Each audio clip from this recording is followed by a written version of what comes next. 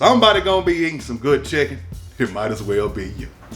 Welcome to Uncle Bird's Barbecue. I'm your favorite uncle, Uncle Bird. In today's video, I'm gonna show you how to smoke a half chicken on the Weber kettle. I'm gonna cover how to find your chicken, how to prep it, how to season it, and how to cook it. And at the end, I'm gonna show you my secret to make sure that your chicken is so tender and juicy, you can carve it with a plastic spoon. All right, first thing first, you're gonna need a normal sized chicken. Now, a normal sized chicken is one that's between 2 and 4 pounds. Unfortunately, you ain't gonna find these at your chain grocery stores or your local big box store. You're gonna have to go to like what's called like an old people store. This gonna have stuff like Amish jelly, souse meat. So if you see Amish jelly and souse meat, you probably in the right place. Another place you can go is your local ethnic market, because in those cultures, they still eat normal sized chicken. The reason why you wanna have a chicken between 2 and 4 pounds is because the smaller chickens just flat out make better barbecue, because the meat is younger and tender, and then the skin's not as thick, so you get the bite through skin that everybody's looking for. Now, if all you got is one of them big ones, the technique still work the same. You just gotta remember that it's gonna take longer to cook, and then the skin won't be as good because it's a lot thicker. All right, now that we got that out the way, we can start preparing the half chickens. Now, you're gonna need a couple tools for this part. We're gonna need one normal sized chicken. We're gonna need a pair of OXO Good Grip poultry shears, either a 48 or a 45 blade jacquard to tenderize the meat, and then a 2-gallon food safe bucket. We're gonna be using about a 3.5 pound whole chicken today. You're gonna start by making a cut at the top, drain out the blood, and discard the packaging. Remove the neck bone and giblet bag from the inside of the chicken if it's got one in there. Start trimming by making a cut on the inside of the leg quarter to remove the excess skin and fat. Now, this cut's gonna also allow you to separate the skin from the meat later. Use your knife or poultry shears to cut off the excess neck bone that sticks out. Go ahead and remove any excess fat and skin from the breast area at this time. But you don't wanna remove too much, because the fat and skin are gonna protect the breast meat from drying out during your cook. Use your poultry shears to start from the top of your chicken's neck and cut down the middle of the backbone. So let's stop the tape right here. Man, if I see one more person take the backbone out when they making half chickens, now you don't want to remove the backbone because it's providing an extra layer of protection from the heat while the chicken's cooking, and it also keeps the half chicken from falling apart.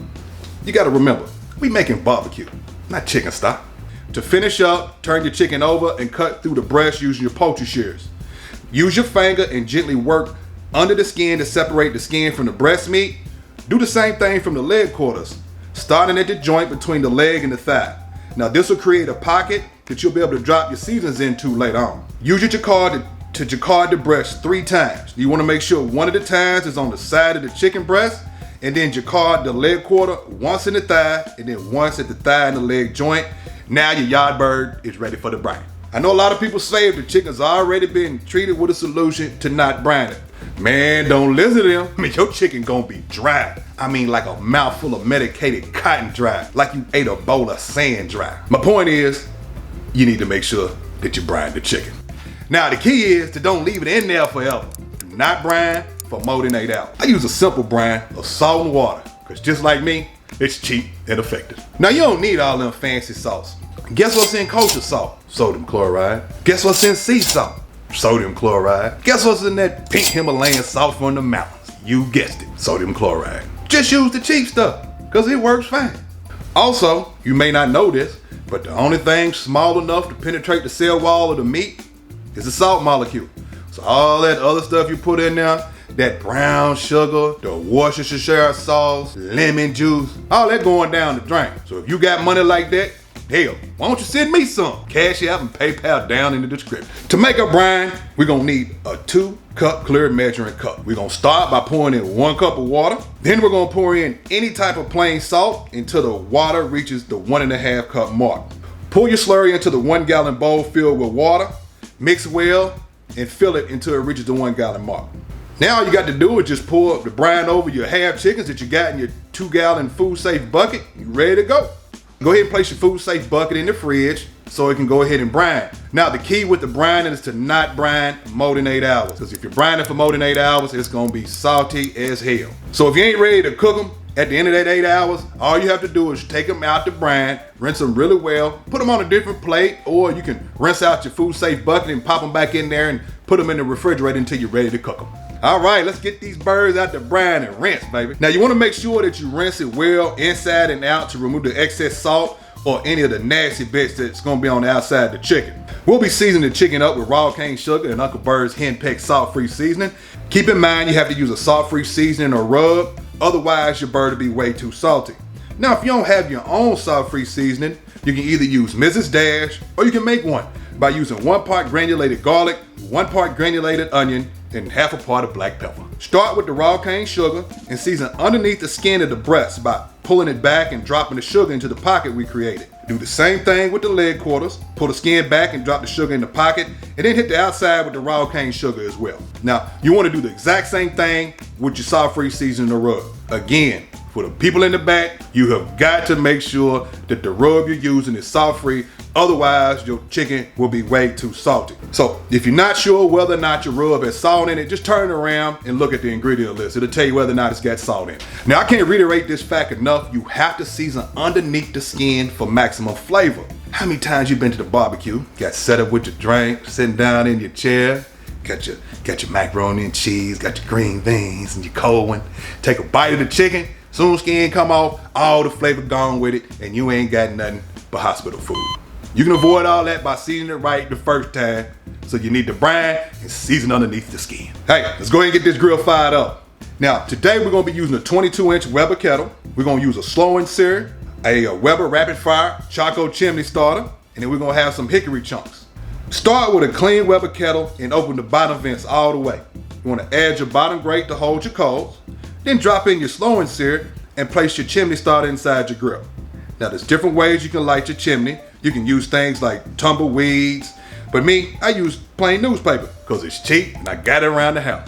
You only want to use the flat newsprint. You don't want the shiny kind. You don't be lighting the grill with National Geographics. Somebody gonna die at your house. Ball up some newspaper and place it in the bottom of your chimney. Set it on the grill and then fill it up with lump charcoal. Light your newspaper, and then once the charcoal is lit about halfway, go ahead and pour it into your slow and sear and then add your hickory chunks on top. Put on your top grate and make sure that your top vent's all the way open so we can preheat the cooking surface for cleaning. Use a ball of old aluminum foil or newspaper to clean off the grill grates. Put the top back on, and once the smoke's burning blue, it's ready for your half chickens. Place the half chicken in the middle of the grill with your dark meat placed towards the fire. Always place the dark meat towards the fire because the dark meat needs to cook to a higher temperature. This, along with the brine, will protect the breast meat from overcooking and drying out before the dark meat is done. Now that we have the chicken placed on the grill, put your top back on, and you want to make sure that the exhaust is over the top of the chicken because you want the heat and the smoke to flow up and over the meat before going out the grill. During the cook, occasionally spray your chicken halves with distilled white vinegar. This will keep the surface wet so that it'll continue to absorb smoke the entire cook. Also, the acetic acid in the vinegar will help tenderize the chicken while it cooks. You just want to make sure that the skin is dry before you spray it the first time. After about 45 minutes, spray it with vinegar one more time and wrap the chicken halves in aluminum foil or butcher paper. Wrapping the chicken is going to make sure that the fat and connective tissues are rendered all the way out. All right, now while we wait for our chicken to finish up, it's time for one more magic trick. Yep, we're gonna rest our chicken in a preheated cooler for 15 to 30 minutes. The rest is what takes your chicken to the next level. So it allows the juices and the temperature to redistribute throughout the meat, which relaxes the muscle fibers, which gives you a great eating experience. To preheat the cooler, start with a clean cooler. I gotta say that because some people just nasty. Fill the cooler with hot water and close the top for 15 to 30 minutes. Empty the cooler and dry it out. Now you can remove your chicken halves from the grill and place them in the cooler. You need to have an insulator in the cooler to retain the heat. I use a blown up Ziploc bag instead of a towel because air is a great insulator and the towels get nasty. Plus I used the wrong towels one time and my wife was mad as hell. We ain't gonna do that again. So go ahead and go with the blown Ziploc bags. Make better chicken and a happier wife.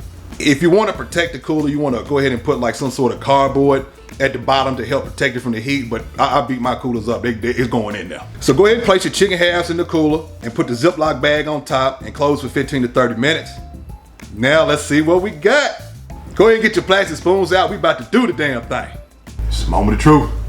We got our trusted plastic spoon. About to see what we got. Ooh. The bag trick worked way better than them towels.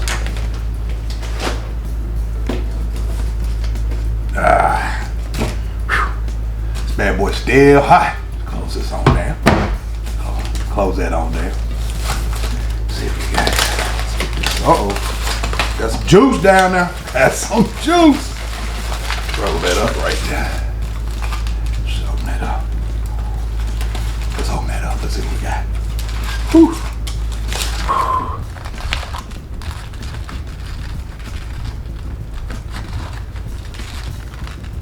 Look at that. That's what I'm talking about. That bone come right on out of there. Cut right through that skin. That chicken. Look at that. That's some good eating right there. See if it's wing. Oh, cut that wing off. Oh, there it is.